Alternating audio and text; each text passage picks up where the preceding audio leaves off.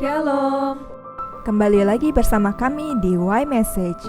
Bersama saya Ria Dan saya Nasya untuk membawakan tema yang berjudul Pertumbuhan Kerajaan.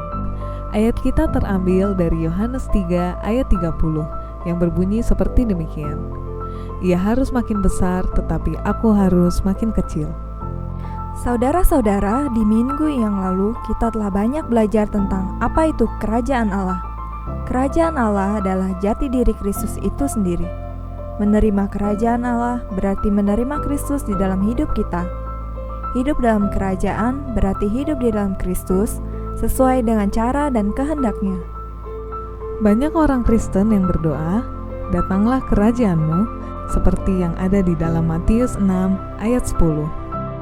Namun, walaupun sudah berulang kali kita berdoa seperti itu, kerajaan itu masih belum bisa kita rasakan. Mengapa demikian? Ternyata hal ini dikarenakan kita masih miskin di dalam roh dan belum benar-benar memiliki hati yang murni dan rindu untuk bertemu dengan Allah. Tahukah saudara bahwa kedatangan dan pertumbuhan kerajaan Allah itu sama dengan bertumbuhnya Kristus di dalam kita? Orang-orang yang hidup dalam kerajaan Allah, hidupnya harus terus mengalami transformasi atau perubahan. Pertanyaannya, bagaimana hal itu dapat terjadi? Hal itu dapat terjadi kalau Kristus, yang adalah kerajaan itu sendiri, telah bertumbuh di dalam hati dan pikiran kita. Ketika Kristus bertumbuh semakin besar di dalam kita, otoritas dan kekuasaannya akan menjadi semakin luas, sehingga Kristus akan menjadi raja sepenuhnya atas hidup kita. Coba renungkan, apakah saudara rindu mengalami transformasi dalam hidup? Semakin diperbarui setiap hari, menumbuhkan identitas Kristus di dalam diri saudara? Atau bahkan apakah saudara rindu agar Kristus bertumbuh menjadi semakin besar dan kita semakin kecil, seperti yang Yohanes Pembaptis katakan?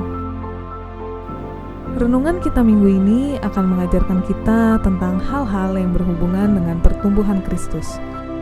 Tujuan dari pertumbuhan Kristus dan juga bagaimana cara agar Kristus semakin besar di dalam kita.